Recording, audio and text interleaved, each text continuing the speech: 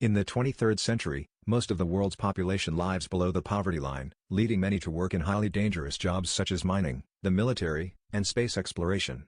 To travel through space, researchers use a system called a slipstream that converts matter into data signals and transmits them to fixed coordinates. Every volunteer receives her Apex device, which is integrated into their nervous system to tap into this slipstream. Whit, a freshman, is preparing to start his new job with the West Coast Search and Rescue Team. Before he departs, he and his pregnant wife Lisa share a sweet moment together, and Lisa sends him her loving message wishing him luck before kissing him goodbye. I also give him a photo of the two of us. Then in the West Coast Slipstream division, a very warm welcome from Team Whit. The captain let most of the team go, then started asking Dave about his jump in front of Whit. Because he noticed a strange thing in the log that could indicate a dirty jump. Dave ignores it as a silly mistake. Suddenly, an announcement was made that the 14th through 28th squads had to prepare for the jump. The captain posted a video feed of the jump and noticed the team driving blindly towards the mining site. Only a few seconds later, only a few team members returned, and to their surprise, they were all screaming in pain and fear, not to mention blood dripping down their faces. Apparently the quarantine has been breached and the alarm goes off, and as the doctors try to help the bleeding rescue workers, one of them starts firing at everyone. The captain, Dave, and Hoyt attempt to leave the room, only to find that the door is locked due to regulations. As you watch the returning team members become violent and attack each other on screen, a bullet quickly penetrates the wall and nearly hits the trio. For safety reasons, he has no choice but to jump, even if that jump only mentions an off-grid location called Infini. Dave doesn't want to leave because the lunatics have just come from there, but soon the lockdown protocol causes the room to start filling up with gas. That means they have to jump off or die. For some reason the captain's Apex fails to crack the cipher, leaving Whit and Dave the only ones to leave the captain to jump. Shortly afterward, news of what is happening at Infini arrives, throwing the East Coast Central Command into utter chaos. The boss assembles a search and rescue team and briefs them on the situation. Infini is the most remote outpost in the galaxy and is known for having the worst space disaster ever, killing 1,600 of his workers due to highly volatile minerals found only there. This planet. As a result, Infini was permanently shut down and a team was dispatched to investigate the incident. However, an accident killed all the team members. All but one named Montley died. Montley painstakingly took off Apex to prevent HQ from jumping him back.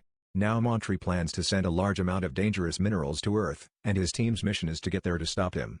At that moment, word arrived of what had happened on the West Coast, and the 28th Squad from the 14th Squad were also dispatched to recover Montley. Apparently, everyone in the Western Division has died except for Hoyt, who has already been trapped in the Infini for a week due to cosmic time delays. They also believe there is an air threat within the station. The team then jumps and quickly dives into the Infini, where they find it completely destroyed and frozen. Teams immediately assign tasks and work on missions. Boxon and Jackler must find Hoyt. Menzies, Greenwich, and Kent has to retrieve the payload. Mannings, Huntington and Captain Johansson will find the generator. As the team begins their search, they find a large number of corpses in every room and hallway. Half of them died in freezing temperatures, but it is unknown what caused the other half to die. Eventually, Menzies' group locates the payload and begins work on control her panel, wondering what exactly powers this part of the station. Meanwhile, Johansson's group discovers the corpse of a man with strange, unidentifiable bumps on his neck. Afterwards, they finally found a generator and Mannings went to check the area while Huntington began repairs. As he enters another room, he is appalled to see an abandoned experiment in which human skin and various body parts are still left unattended. At that moment, the generator starts working and the computer system reboots, but instead a dark screen appears with the message "Who are you and what are you doing here? Masu." They explain that they came here to save Hoyt, and a fan begins to steam into the room, sealing off the station. Trapped in the lab, Mannings watches as everything melts and blood begins to drip. Suddenly, Boxon's team finds a door that opens automatically, teaching Hoyt how to get out of hiding. Hoyt then lifts the locked record and the team gathers around him to listen to him. Whit explains that he needs to make sure this team isn't as crazy as the others and that the station has turned into a slaughterhouse. Apparently, behind all deaths there is some kind of infection that spreads from person to person via blood and drives people crazy, which is why all the miners killed each other.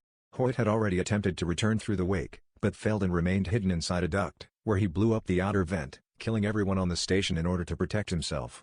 Huntington asks how Hoyt powers the station, and Hoyt explains that it runs on binary code that he understands. This left the team wondering if Hoyt could stop the payload. This enrages Hoyt as he realizes the team has been sent for the minerals and not himself. Jackler intervenes, calms Hoyt down, and promises to take him home if he saves him first. Whit immediately started working on a computer and easily found the payload. But to turn them off someone must enter the boiler room and force a bypass. Menzies volunteers, so Johansson sends Jackler and Greenwich to accompany him. Mr. Hoyt then asks the team to look out the window and they find dozens of windmills powering the station. Soon, the trio arrive at the boiler room and activate Hoyt's override function while discussing the family waiting to come home. Hoyt immediately begins shutting down the payload, and Huntington suspects he is infected, but Hoyt asserts he is not. When Hoyt finally begins the more advanced procedure, an alarm goes off and Hoyt asks Menzies and Greenwich to close the valve. The gauges don't work and the computer warns of an impending meltdown, but Hoyt's careful instructions allow everything to be shut down safely. As the team prepares to regroup, Montori suddenly appears and attacks Johansson with an axe. The team quickly pushed him away, and Mannings quickly beat Montori with an easy shot. The team then tries to find medical supplies to treat Johansson's wounds, but Juggler and Greenwich have heard the communications commotion and decide to return while Menzies remains. Huntington and Whit do not want to help Johansson for fear of infection, but Mannings orders Huntington to cooperate. That's when Montilly reveals he's not dead and attacks Mannings, fighting Montilly until he blows his head off. This causes Montilly's infected blood to splatter all over the place. The infection instantly affects everyone, screaming in pain and madness. Hoyt concentrates and fights off the side effects, reaching for communications to hide in Menzies. Hoyt then escapes, jumping over a large gap to reach the other side of the station, but slips on his leg and falls down several floors. For a few minutes, Hoyt watched Lisa worrying at home, but then woke up to find that he had survived the fall thanks to an infection. After throwing up, Hoyt hears a voice and realizes that a deranged Kent is chasing him, blaming him for his teammate's death. As Kent continues to insult Hoyt, a chase ensues within the station, but just as Hoyt is about to find him, Juggler suddenly appears completely insane, attacks Kent, and beats him to death. Hoyt stays hidden and waits for Juggler to retrieve Kent's gun. After some time, Hoyt found a lab and searched in vain for drugs against infections. After taking a moment to curb his violent impulses and focus, Hoyt looks around more and discovers a series of worms that show that this dangerous mineral is actually a frozen organic parasite called a primordial ooze. I found research. Its basic instinct is predatory, which is why the infected go wild. Only highly stable people can resist infection. Otherwise the infection spreads rapidly. This parasite wants to become an alpha cell and can regenerate any organism it infects, so given enough time to regenerate a whole human being. Ultimately, it turns out that Montilly is behind all this research. After reading a long book, Hoyt hears a strange noise and goes to check it out, but is suddenly attacked by Menzies, who have been hiding in the closet. The two quarrel for a while, but Menzies swears Hoyt is not infected and she won't let him go until she explains what happened. Looking at the results of her research, Menzies concluded that the entire Earth is alive, but only when thawed. She doesn't understand, but the parasites are looking for only the alpha among them to survive. There is no cure for the infection and her only chance of survival is to return home. However, only Johansson and Huntington are able to call headquarters, and Johansson is likely already dead. And during the conversation, Whit must contend with an infection and is trying to regain control, so Menzies is suspicious, but Hoyt affirms that it was just a wound that was inflicted at the time he fell. Hoyt and Menzies agree to go search for Huntington and begin discussing how to proceed, but are suddenly interrupted by Mannings, who breaks in through a glass door. Mannings began attacking Menzies relentlessly, and Hoyt pulled a gun on him to stop him. However, Mannings threatens to shoot Menzies for Hoyt to put the gun down. Mannings then begins to throw a tantrum, complaining that he was only sent here to save the stupid Hoyt, and that it can see Hoyt. After many rants, Mannings prepares to kill Menzies, but Menzies and Hoyt remind him that he is friends and they have family at home. Mannings said that everyone has a choice and he decided to end things on his own, resulting in some of his blood dripping down Menzies' face. The infection immediately drives him insane, leaving Hoyt with no choice but to shoot him before he becomes aggressive. On the other hand, Huntington also wanders around the ward while battling an infectious disease. After some time, Whit begins hallucinating and is seen going mad and furious. He was able to concentrate and erase the hallucinations, but his eyes began to turn red. He then hears voices and discovers that Huntington has recorded a message to his family and that he is apparently battling an infection. Whit points a gun and asks Huntington to take him home, but Huntington ignores him until he finishes recording the message. He then explained that since he had already called the exchange, he would only have to wait 8 hours. Mr. Whit worries about that. A laboratory test showed that no one could exceed 2 hours. Over time, Whit and Huntington are slowly going insane due to an infection. They start talking nonsense, jumping from one emotion to another, laughing like crazy, screaming, and even threatening each other during an argument. Eventually, Whit got tired of waiting and decided to go to the infirmary alone. Meanwhile, Greenwich uses his medical knowledge and tries different methods to cure himself. Looking in the mirror, I see scales growing on her back. This would explain the weird neck we saw earlier. Juggler suddenly appears and reveals that her arm is strangely mutated. He approaches Greenwich and tries to kiss her, promising to protect her, but Greenwich keeps him away because she is scared. Juggler then asks about her baby, causing Greenwich to confess that she had to have an abortion to lose the baby because the child was already infected. Upon hearing this, Juggler is enraged and attacks her, but Greenwich fights back. Back to Whit, he has trouble opening the door, but Huntington appears and helps him. They arrive at the infirmary and are able to find out what happened because the parasite displays images in their brains thanks to some kind of hive consciousness. Jackler is dead but Greenwich is alive, so Hoyt asks her what to do about her infection. Unfortunately, Greenwich thinks her only way out is death because her parasite is too clever, so she says goodbye to her mother and she dies. Lack of hope causes Hoyt to lose control again and his eyes turn completely red. Huntington pulls a gun on him, but Hoyt fights back and a fight ensues. After much fighting, Hoyt manages to escape the room, prompting Huntington to give chase. Hoyt jumps into a hole on a ladder before he can be found, and Huntington realizes the parasite is also on the ladder. After he interacts with the parasite and his eyes turn completely red, Huntington also jumps into the hole, but is ambushed by Hoyt. Another fight ensues, with Huntington going even crazier, with the two men exchanging punches as if they were invincible. Eventually they fall into a small puddle and Hoyt manages to overpower Huntington before tying a hose around his neck and ripping him off, killing him. Hoyt then clings to Lisa's image to gain his powers and goes to the infirmary to get a scalpel and record a message to Parasite.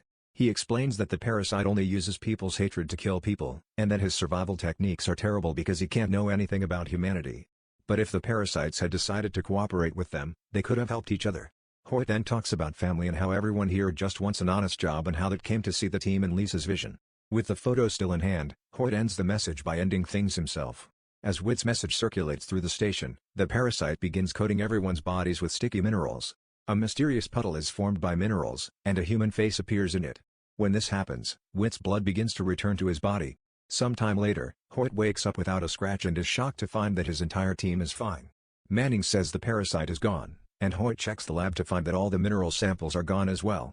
The team cleans out the control center and regroups, but no one knows what happened. Apparently distressed by the experience, they all agreed that they had lied about being incapacitated for several hours due to the pressure. The payload is destroyed and now that they have saved Hoyt the mission is complete and they have no trouble returning home and convincing everyone not to go back to the place. 5 minutes later, the team prepares to slipstream back to Earth, but just before they jump off, Hoyt spots 5 mineral humanoids, one of which has a picture of himself. It seems Parasite heeded his advice. The jump then begins and the team returns to Earth, where everyone panics. A group of doctors quickly surround them and ask personal questions to ensure they are sane. We will also ask if you have been exposed to dangerous pollutants. The team swears otherwise, but everyone is scanned anyway, and everyone but Whit passes him in color. The scans didn't seem to recognize him, so his boss asked him again if he had been exposed, but Mr. Hoyt didn't answer. Fortunately, at this point the scan finally works and removes Whit. Then the team finds out that only 52 seconds have passed here on Earth. Hoyt then returns home and reunites with Lisa. Lisa soon begins crying as she tells her that Hoyt will not be returning. End. Conclusion. In the end, as the team returns to Earth, their harrowing journey through the treacherous depths of Infini Station and their battle against the parasitic threat leave them forever changed. With Hoyt's sacrifice and the enigmatic mineral humanoids they encountered, they carry a haunting reminder of the dangers lurking in the cosmos, and their mission serves as a cautionary tale for future space explorers, forever altering the course of their lives. Thanks again from Movies Recapped. If you enjoyed this movie recap, don't forget to hit that like button and subscribe for more captivating narratives and engaging content. Please also comment on your thoughts and so I know you subscribed and I will reply back to you.